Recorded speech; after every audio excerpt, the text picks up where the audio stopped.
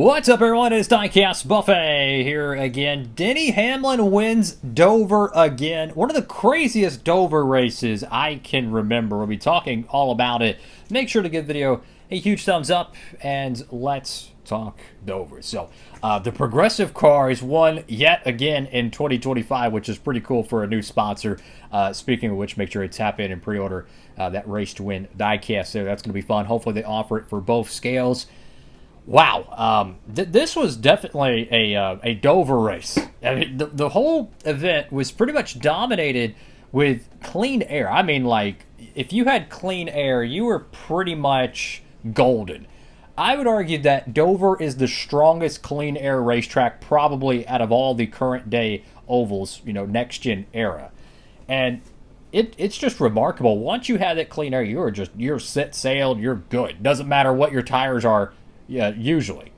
And half the race was, I say half the race, probably about 3/4 of the race was completely dominated by Chase Elliott. I mean, he got the pole because rain washed out, practice and qualifying.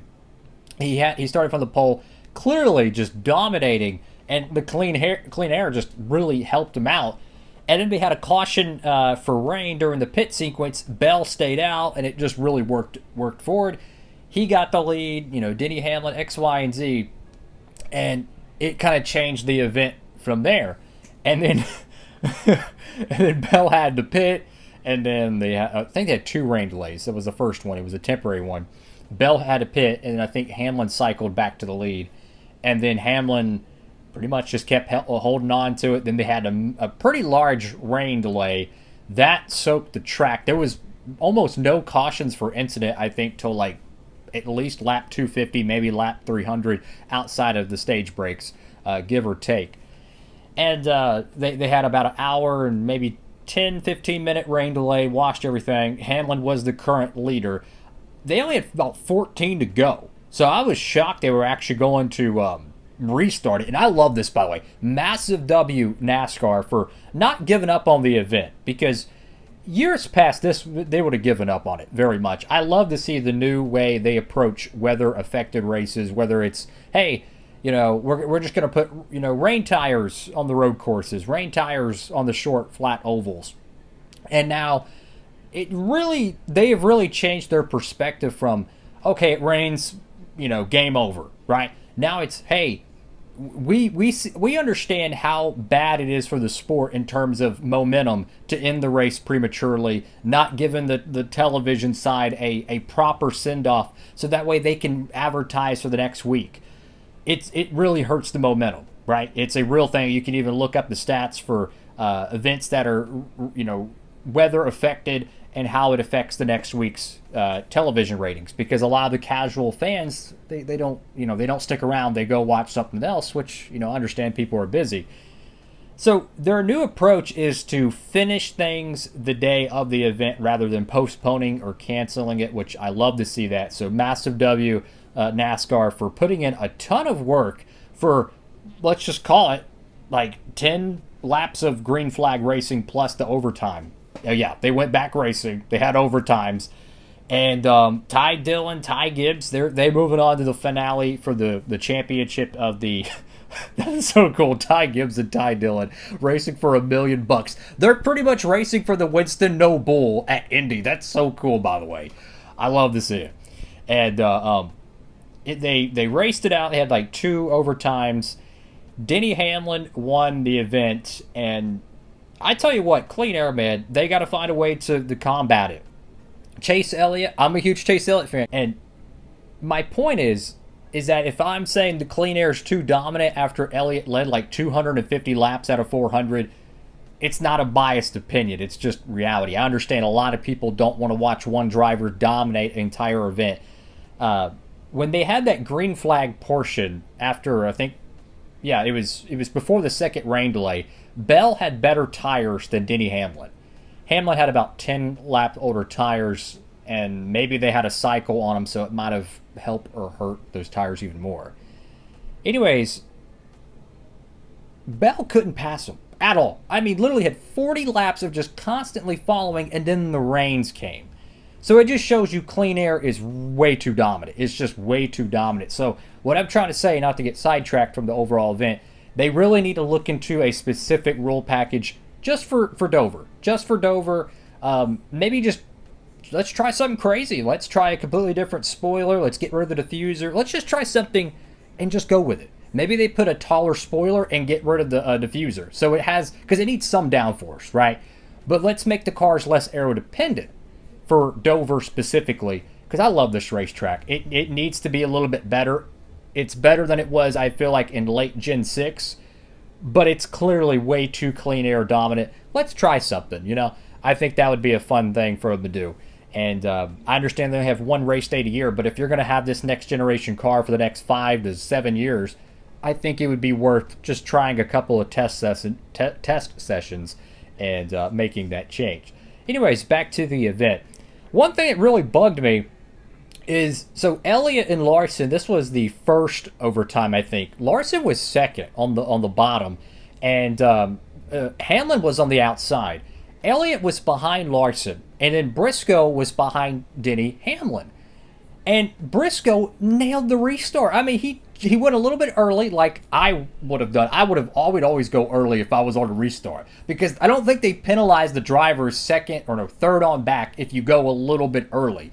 You just can't cross the stripe or move out of line. So if you go 0.2 of a second early and you get a little bit of momentum, you push the guy ahead of you, but you also get a better restart. Briscoe nailed it. And Elliott, my guy, I mean, this dude literally caught lacking. He got caught lacking. I don't know if he botched the restart in terms of tire slippage or he just forgot to go. I don't know what he was doing.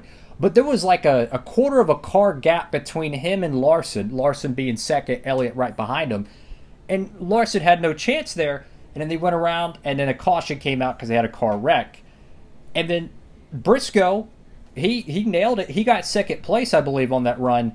And then he almost won the freaking race. I really wish he would have been a little bit more aggressive. I understand their teammates, but man, let's just keep it real, man. There's some drivers that'll wreck people, and there's some drivers that'll move people, and there's some drivers that won't do anything. If you're not willing to move people, people are going to know that you're not going to retaliate. And that's something I've always said about Larson and Elliott. I wish they were more aggressive. I understand Briscoe's situation, you know, at Joe Gibbs Racing, but I really wish he would have tried a little bit harder to maybe just nudge Hamlin up the track just to make it a little bit more competitive. But nonetheless, great run for that 19 camp. I actually picked Briscoe to win, so I almost had 3 picks in a row. That would have been cool if that would have happened. I don't take any credit for it, but that would have been kind of interesting. But regardless, I was really puzzled of how in the world you botch a restart that bad by Elliott or Larson, whoever botched it there. That was kind of crazy. And then, man, Briscoe, you got to be a little bit more aggressive, man. I don't know if Hamlin would have done the same thing, but, man, it's a freaking cup win. These things are way too valuable. You got to go for it. So, all in all, the end of the race was fantastic. The main portion of the race, it definitely needed some sauce, right?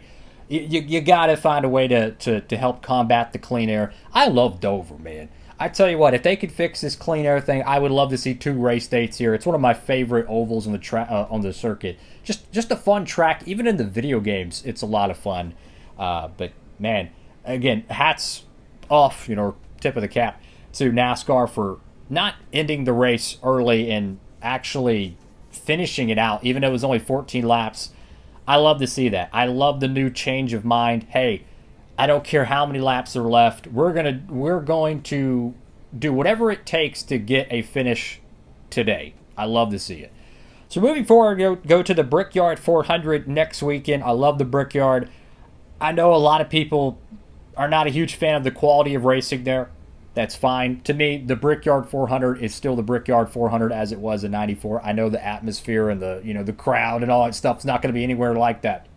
But the history of that event is so important to the sport. I love to watch it. I love the Brickyard. It's a big deal to me. And it's a crown jewel, man. I know a lot of people say it don't have the same prestige, but it is the freaking Brickyard 400 at Indy. How many series run the oval at Indianapolis Motor Speedway? My point exactly. It is freaking special.